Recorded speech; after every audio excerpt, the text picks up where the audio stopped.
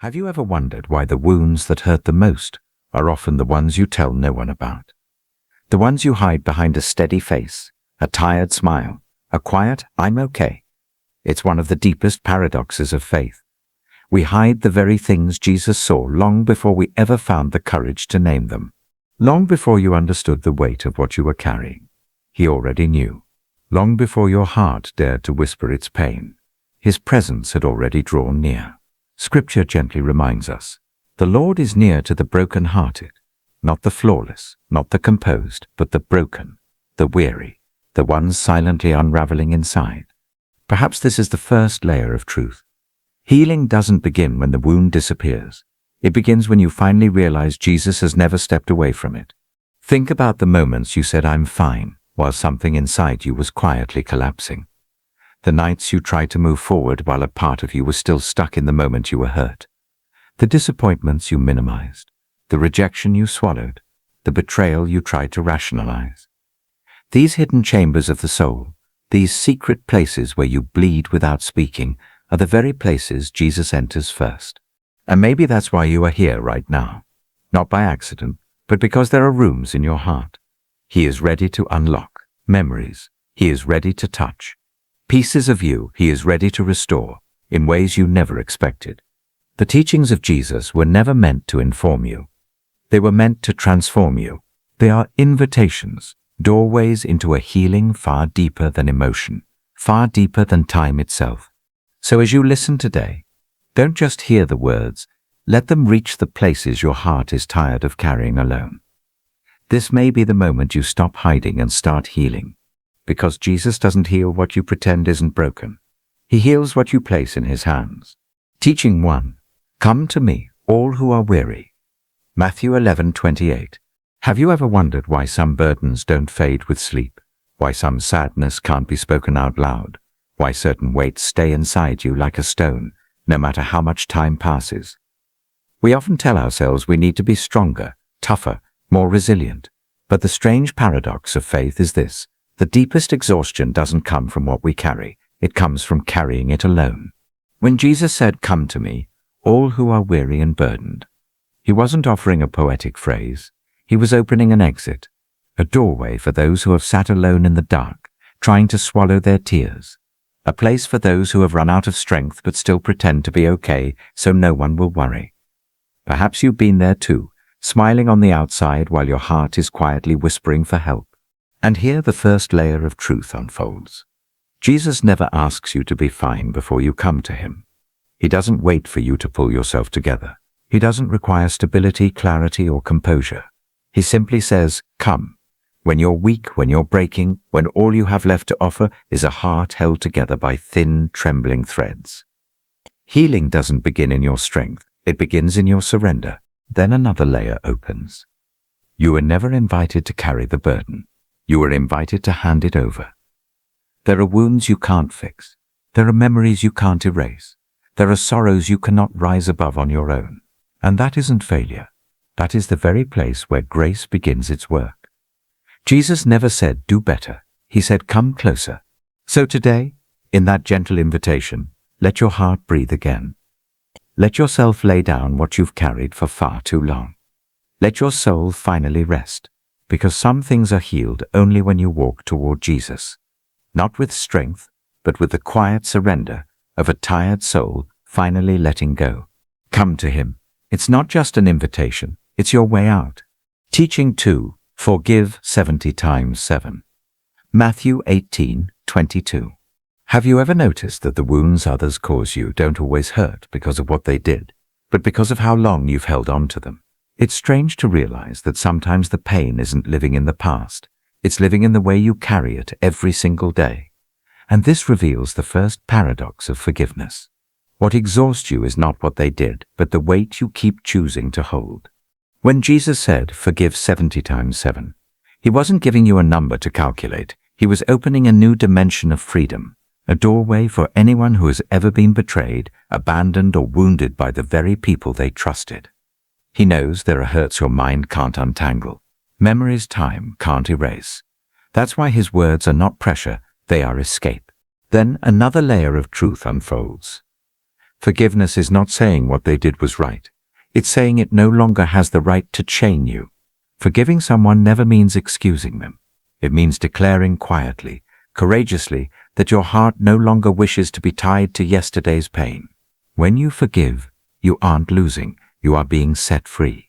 And deeper still, Jesus knew that resentment is an invisible prison. It holds your steps even when you think you're standing still. It weighs down your inner voice, dulls your vision, and slowly steals your joy. When he invites you to forgive 70 times 7, he is saying, do not let your soul become a place where darkness is allowed to live. So today, look gently at what is holding you back. Which memory, which words, which moment with someone you've outwardly moved past, but internally still haven't released. Let the words of Jesus guide you into the final layer of truth. Forgiveness doesn't change the past, but it changes you. And sometimes healing begins with a quiet decision. Lord, I place this into your hands. Forgiveness is not weakness. It is the way the soul returns to freedom. Teaching 3. Do not be afraid, for I am with you. John 14:27. Have you ever noticed that some fears arrive without a reason, and some anxieties follow you even into the calmest days? Sometimes we're not afraid because something is truly threatening. We're afraid because deep down it feels like we're standing alone in front of life. This is the first paradox of fear. The greatest fear isn't about what's ahead, it's about believing no one is standing beside you. When Jesus says, do not be afraid, for I am with you, he isn't denying the existence of storms, losses, or the unpredictable nature of life. He knows the world will shake, and your heart will tremble at times. But he opens the first layer of truth. Peace is not the absence of storms, it is the presence of Jesus in the middle of them. Then another layer unfolds, gentle yet piercing. Fear doesn't disappear when circumstances change, it disappears when your awareness changes. When you know you are not alone, you see life through different eyes. What once looked threatening becomes something you can face. What once looked like an ending becomes a beginning you haven't recognized yet. And deeper still, Jesus knows that some fears don't live outside of you. They live inside you. The fear of failing, the fear of being abandoned, the fear of not being enough, the fear that no one truly understands you, the fear of the future, the fear of repeating old wounds. These fears aren't defeated by bravery, but by companionship. Jesus never said, do not be afraid because you're strong. He said, do not be afraid because I am here. So today, whatever tightens your chest, a relationship breaking apart, an uncertain future, a truth you're afraid to face, remember this, you are not standing alone. He is standing with you, in every trembling step, in every whispered prayer, in every moment you feel like you're about to collapse. Let his words unlock the final layer of truth. You were never called to be fearless, only to stop being afraid alone. Do not be afraid, he truly is with you. Teaching 4. Love your enemies. Matthew 5:44. Have you ever noticed that the people who hurt you the most often end up taking the most space in your heart? It's a strange paradox that sometimes your enemy isn't the person who wounded you, but the emotions you kept carrying afterward. And here lies the first layer of this teaching. What weighs you down is not what they did, but how long your heart has been chained to it. When Jesus said, love your enemies, he wasn't asking you to feel affection. He was opening a path for your heart to escape the invisible prison of bitterness.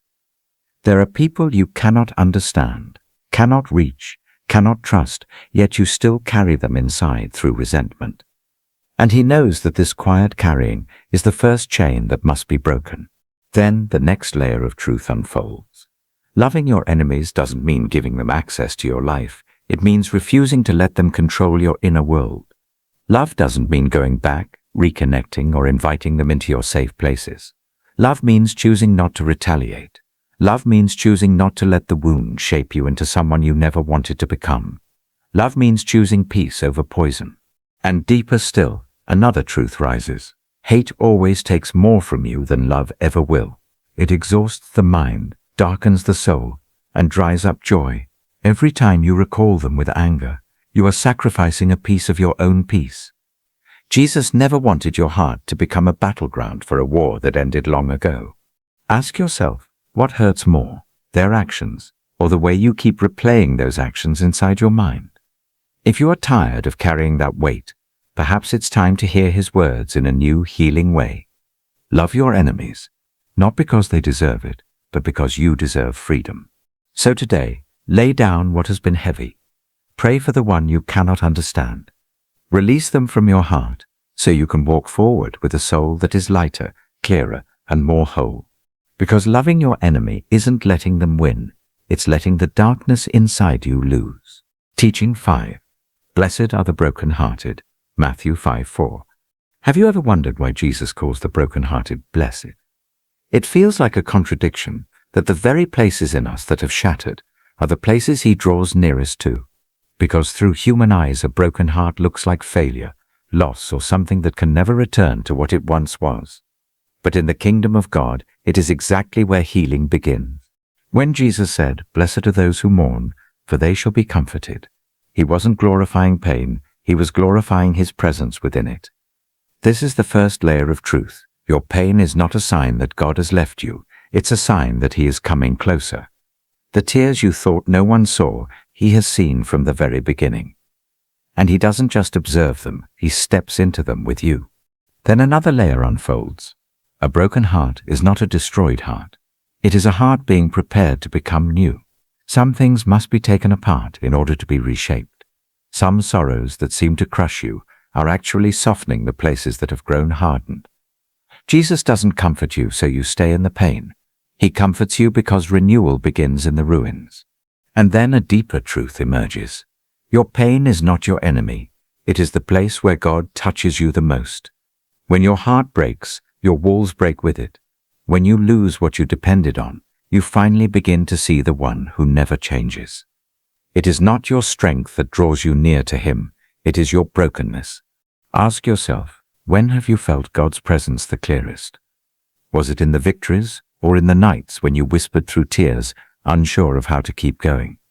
It is in the breaking that your soul opens wider, deeper, and more honestly than ever before.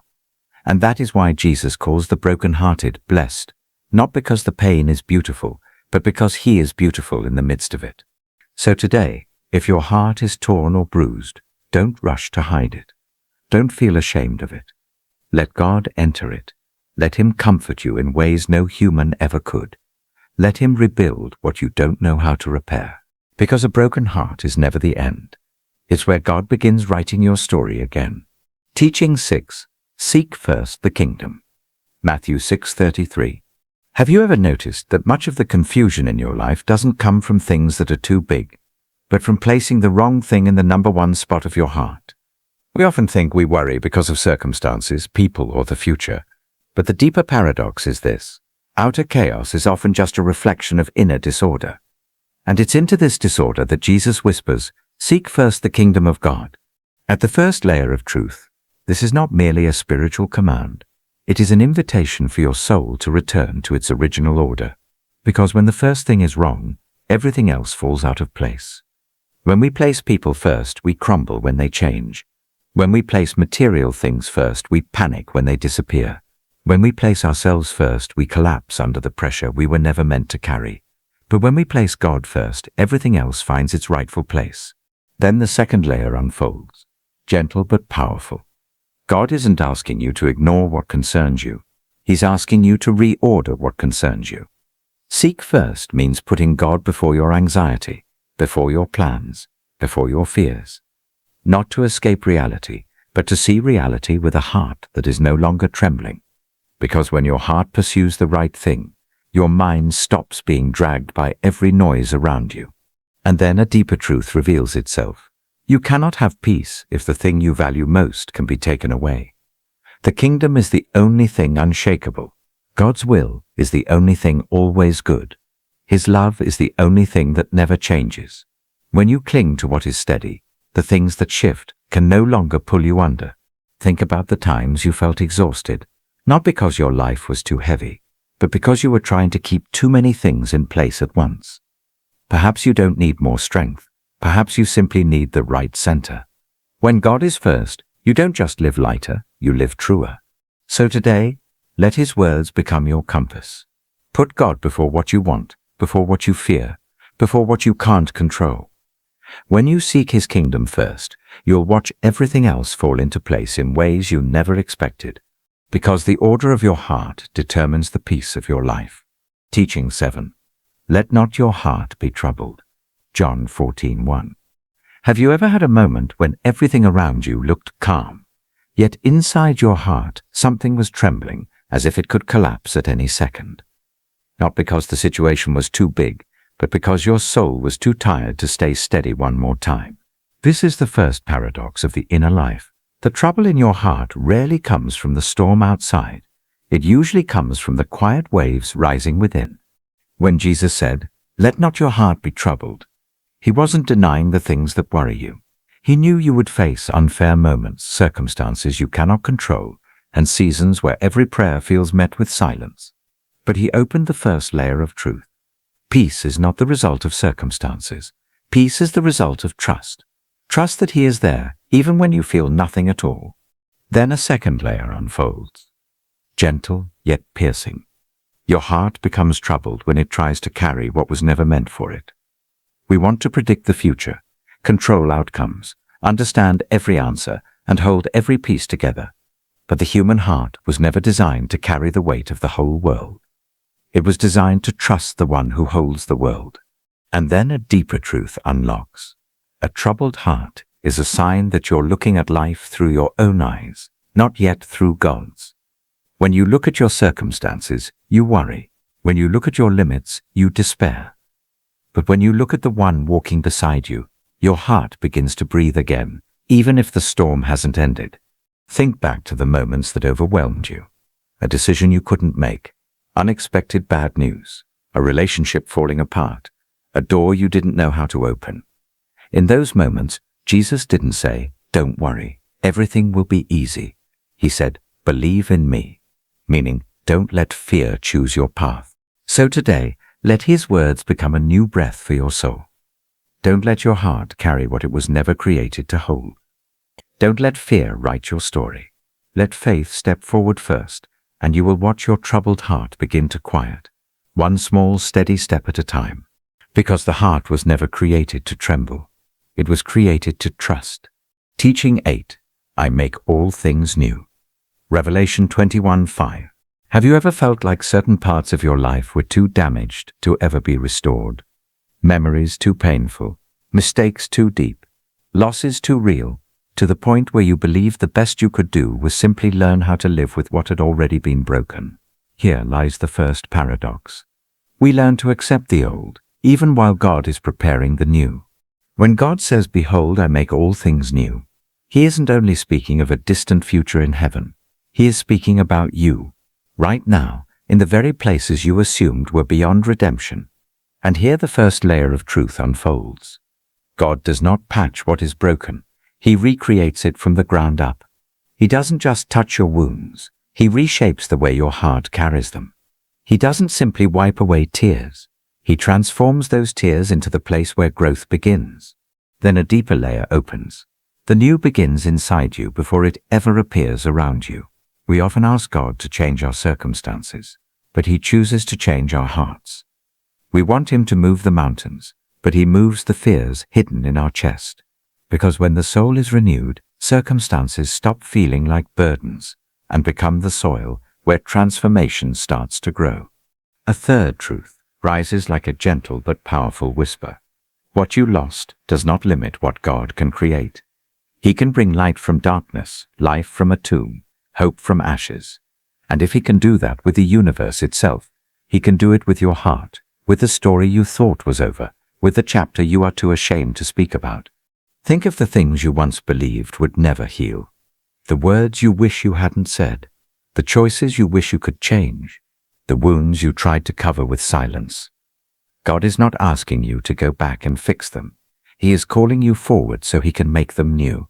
So today, let these words warm the deepest part of your soul. Behold, I make all things new. It means no chapter is too dark, no past too tangled, no failure too final for God to rewrite. Because where you see an ending, God sees a beginning. Conclusion. Healing begins where you let Jesus in. Have you ever wondered why some wounds remain unhealed even after years?